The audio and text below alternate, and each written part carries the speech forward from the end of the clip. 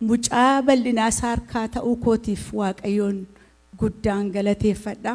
የአንድ ቤተሰብ አባት አይደሉም ቄስ በሊና። ቄስ በሊና የአንድ ቤተ ክርስቲያን አባት አይደሉም። ቄስ በሊና የአገር አባት ናቸው። መቃ ጎፍታ ኢየሱስ ክርስቶስኒ ነጋ waaqayዮ ሁንዱማ keessani ፈተው ጀቹን ጃለዳ naasuu nurra ga'e kanarratti nu jajjabeessuudhaafi nu bira dhaabachuudhaafi iddoo kanatti yeroo keessan aarsaa gootanii waan dhiyaattaniif waaqayyo sinaa eebbisuu jechuun barbaada. Waa'ee abbaa kootii abbaa foonii waan ta'eef waan baay'ee dubbachuun barbaadu. Sagalee waaqayyoo keessaa iddoo lama dubbisee waanuma tokkitti jechuun barbaada. Galanni fulfinni waaqayyoo fata'u ayyaanni waaqayyoo nama dhaaba. Ayyaanni waaqayyoo nama gargaara. Anaan waaqayyootu na gargaare. Ani obbolaan koo keessaa kan asitti hafee abbaa koo geggeessuu dadhabe ana. Waaqayyoo inni guddaan waan na wajjin ta'ee na jabeesseef galanni isaaf ta'u. Isiniin immoo waaqayyo sinaa eebbisu. Na wajjin dhaabachuu keessaniifi kadhannaa keessaniin na bira dhaabachuu keessaniif guddaan isin galateeffadha. Waldaa kanas guddaan galateeffadha. Akka kanatti akka fuula waaqayyoo duratti gaddaan cabaan utuu hin ta'in galataaf faarfannaadhaan abbaa koo geggeessuuf sagantaa kana waan naa qopheessitaniif waaqayyo sinaa eebbisu. Ergan kana jedhee booddee obboleessi tokko gidduu keenya jira. Sagalee waaqayyoo eessan dubbisuu barbaadu Amaariffaadhaan iddoo lama ka'ee dubbisa. Obboleessi koo Isaayyaas. Anis Oromiffaan nan dubbisa. Amaariffaanis nan dubbadha. Abbaan koo afaan sadiin gaashaan lallabaa ture. Kanaaf sagalee waaqayyoo dubbifannaa isa booddee waan dubbachuu barbaadu anis dubbiseen dubbadha.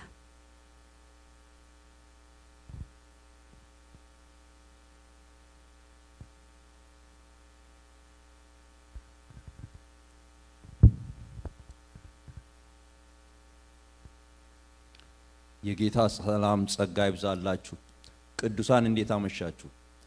ኢየሱስ ጌታ ነው። ኢየሱስ ጌታ ነው። ኢየሱስ ጌታ ነው። ኢየሱስ ይመጣል። ኢየሱስ ይመጣል። ኢየሱስ ይመጣል።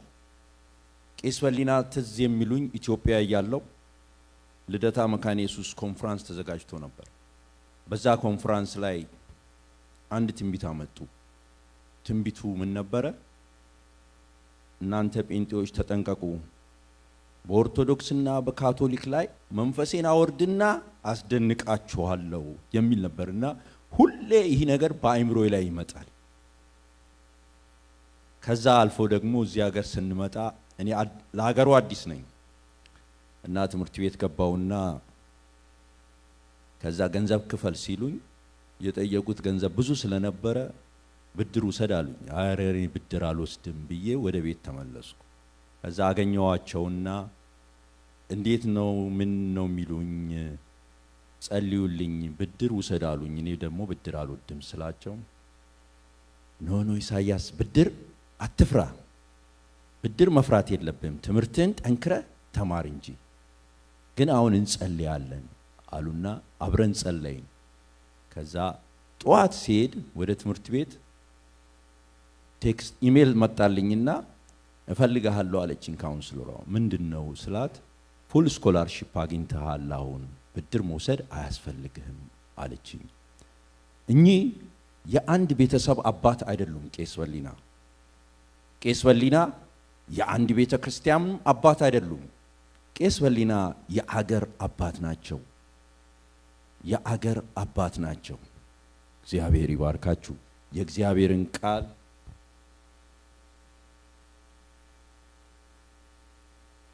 ከማቴዎስ ወንጌል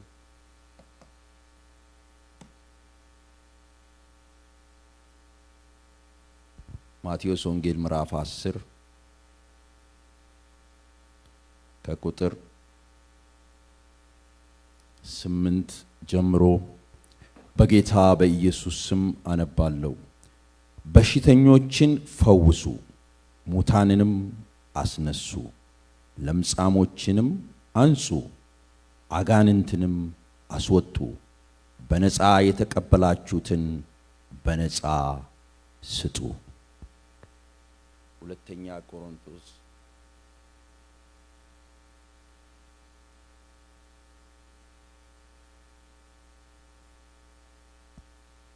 ሁለተኛ ቆሮንቶስ ምዕራፍ 2 ቁጥር 17ን አነባለሁ። እኛ እኮ ትርፍ ለማግኘት ብለን የእግዚአብሔርን ቃል ቀላቅለው እንደሚሸቃቅጡት እንደ ብዙዎች አይደለንም። ነገር ግን ከእግዚአብሔር እንደተላኩ ሰዎች በክርስቶስ ሆነን በእግዚአብሔር ፊት በቅንነት እንናገራለን። ጌታ ይባርካችሁ። Maqaa Waaqayyoo kan eebbifame haa ta'u. Ani immoo afaan Oromootiin hin dubbisa. Nama dubbise Maatiyos 10:8.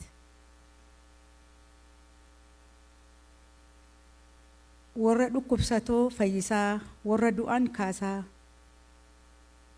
warra lamxaan qulleessaa, hafuurota hamoota baasaa, gatii utuu ittiin baasin fudhattanii isinis gatii utuu ittiin baasin kennaa. Kennaa Waaqayyoo tola yeroo jennu Kiristoostu aarsaa ta'eetu isatu dhiiga isaa lolaasee kennaa nuuf kenne malee tola yeroo jennu tola waan tokko kennaallee namni yoo nuu kenne namni nuyi jaallannu kennaa yoo nuu kenne kennaa sana habalunnaa kenne inni iddoo laannaaf kennaa Kiristoos nuu kenne immoo Kiristoostu naa kenne jennee isa caalaa iddoo kennuufiin ulfina laachuufiin kennaa inni tola nuu kenne isa harkaa fudhannee isaan jiraachuun immoo Waaqayyoon gammachiisuudha. Waanan jechuu barbaadu isa lammaffaa irratti Qorontos isa lammaffaa boqonnaa 2:17.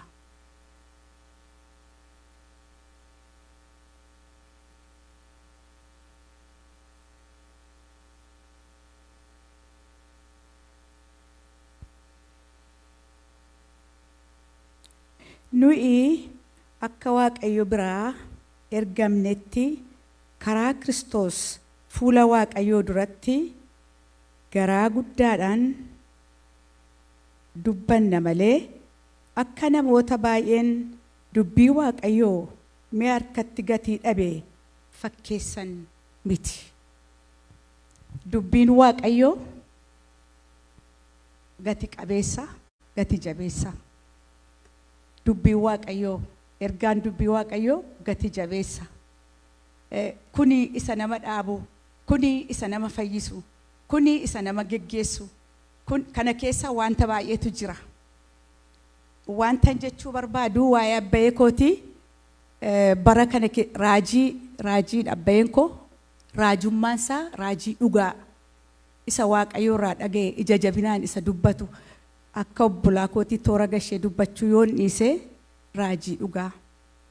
Horiidhaanii kennaa Waaqayyoo kan hin gurguranne ulfina Waaqayyoof kan ittiin hojjete kan ittiin jiraate ittiin kan waa hin horatin isa ayyaana Waaqayyoo isa argateen hojii Waaqayyoo hojjetee nama darbe isarraa kana barre nan boona goota wangeelaa ta'uu isaatiif mucaa bal'inaa isaa harkaa ta'uu kootiif Waaqayyoon guddaan galateeffadha. Akkuma obbo Lubii amma dubbatanii yes I'm coming. Gooftaanin dhufa. Yeroo gooftaan dhufu qophoofnee wanti jiru wanti hin jirre utuu nun daangessin hojii Waaqayyoo hojjennee galata namarraa utuu hin barbaadin fiigicha keenya amma dhumaatti fiinnee darbuudhaaf Waaqayyo ayyaana isaa nuuf baay'isu jechuun barbaada. Abbeen koo lallabaa duwwaa miti, raajii duwwaa miti, faarfataas ture. Sagalee Waaqayyoo, waa'ee sagalee Waaqayyoo ijoollummaa kootti waanan isarraa dhagee. Egaa waldaan keenya afaan Oromoo fi afaan Amaariffaatiin geggeeffama ture. Yeroo nuyi ijoollee turre waldaa Laqamteetti jechuudha. Waa'ee wangeelaati. Ayyaanni Waaqayyoo na dhiba akka kanatti na hirkisee na dhaabee na dubbachiisu isaatiif.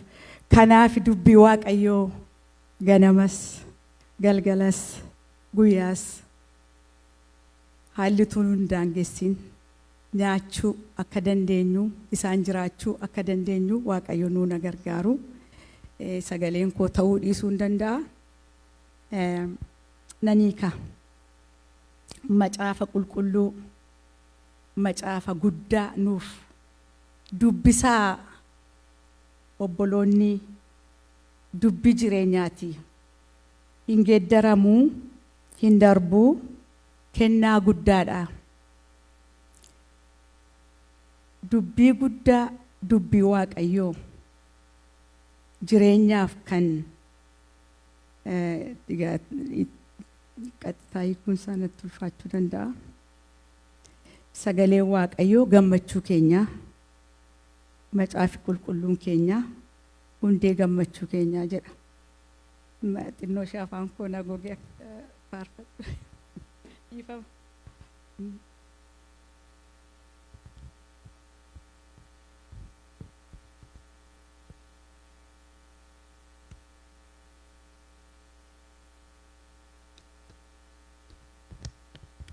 Akka ba'ee kootii fakkeenya ta'ee amanamee hamma dhumaatti deemu anis waanan qabuun Waaqayyoon tajaajiluu nan barbaada.